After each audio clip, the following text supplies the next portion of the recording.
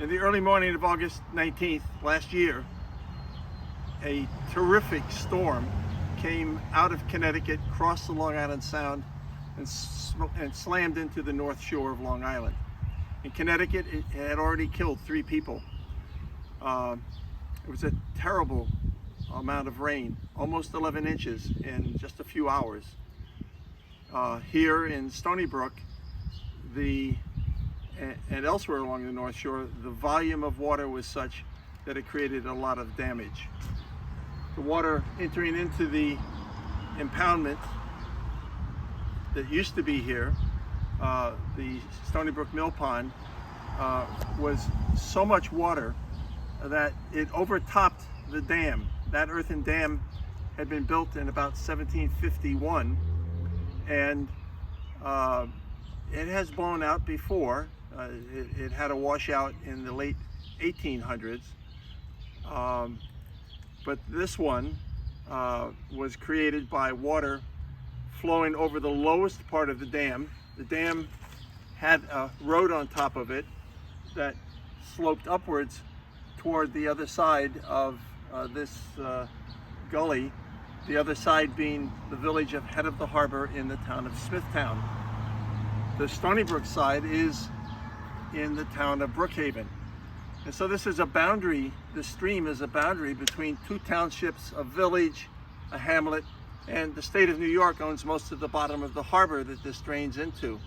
So there's a lot of municipal jurisdictions here, but one not-for-profit organization is the organization that owns the 9-acre pond, and many believe have a claim on owning the dam as well. There is a dispute over who owns the dam, and that's a problem, which I'll get to in just a moment, but let me finish telling you what happened here. So the water overtopped on the Brookhaven side because it's the lowest part of the road over the dam. The water overtopping, flooding really, over the top of the road and crashing down as a waterfall on the seaward side of the dam, eroded backwards. It's called headward erosion, erosion that cuts back toward the source of the water, and it cut like a knife through butter, washing the sand away.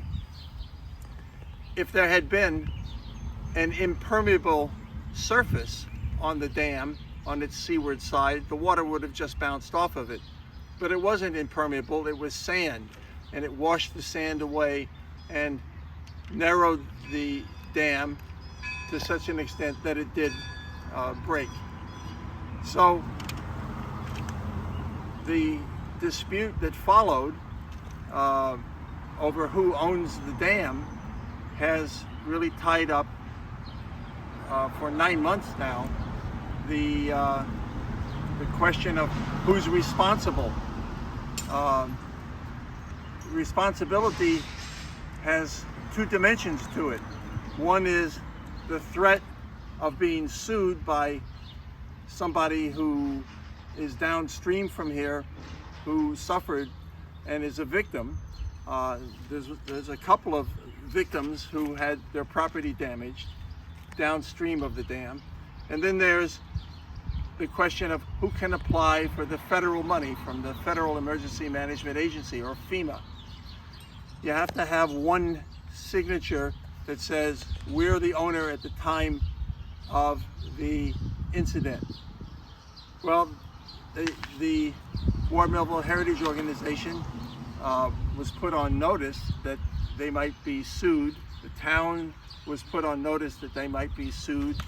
Even the county was put on notice that they might be sued, and the threat of lawsuit and the indecision and lack of perfect clarity from all of the parties has tied this up. I think that we really need to break this impasse, and soon, because the storm that came through is perhaps not just a once in a 1,000-year storm, but with changing climate, it is a storm that is a preview of other storms that are going to follow. If another storm came through right now, it would probably take out this house that is off to the left. That house was built in 1941. It was designed by Richard Haviland Smythe, the architect who worked for Ward Melville, who created this colonial village, and he wanted that house to help announce that you were entering into a colonial village. It's a colonial house. And so Ward Melville, was very careful about the architecture and the design. This entire community of Old Stony Brook is National Register quality terrain, and that house is the gateway to this entire historic community. So what to do? Well, it would be really good if we could settle on who will sign the application. If you don't ask, the answer is always no. So we have to ask for the federal money. And there's an urgency to that time-wise, because under the present administration in Washington, they're tearing down many of the federal agencies and cutting off their funding. FEMA, which is the agency that is responsible for helping communities rebound after natural disasters, with an influx of federal money, FEMA will pay 75% of the cost of this. The cost is estimated to be probably about $2 to $2.5 million. That's a daunting figure if we have to bear the cost of that locally. So there is an imperative to move this along. Also, there's an imperative to rebuild this, and I would just tell you my own belief, which is that it should be put back the way it was, with one exception. We should armor the seaward side, because if it spills over the top again, we don't want the sand to wash away. If there was an impermeable surface, granite blocks, Belgian blocks, poured cement, even a shower curtain, it wouldn't have washed the sand away. That needs to sink in. So we don't need to rebuild this to the specifications of the Grand Coulee Dam. We don't need to believe that the only way to repair this is with extreme expense. It looks really awful, but the volume of sand that washed out of here is probably the equivalent of about 5 to 10 dugout basements in a new subdivision. So the key is to armor the seaward side so that if it ever overtops again, it won't wash out the sand on the seaward side and cut headward back to the source.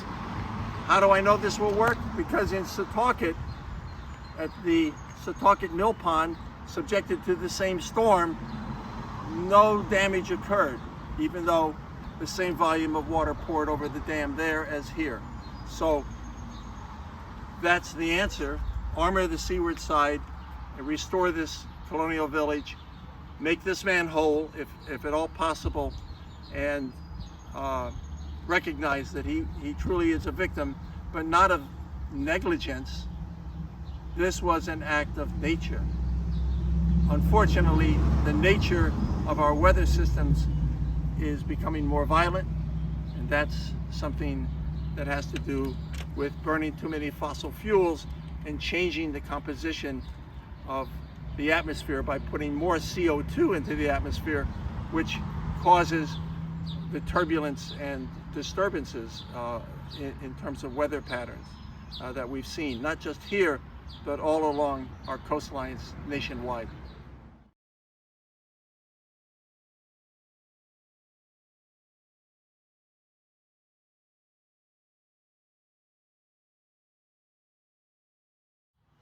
So I think that there is a reasonable possibility that we can arrive at a solution here, but it will require people working together and seeing their common needs to do so.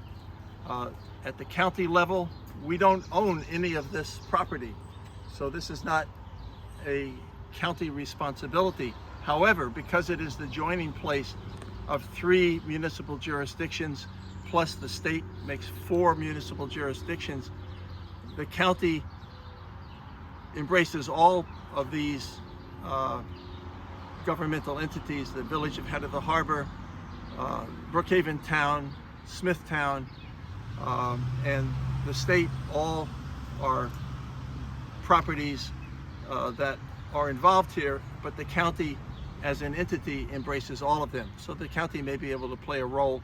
I'm looking for a way to keep people talking, to keep people trying to do some solution, and the county may be able to play a role if everybody is in agreement.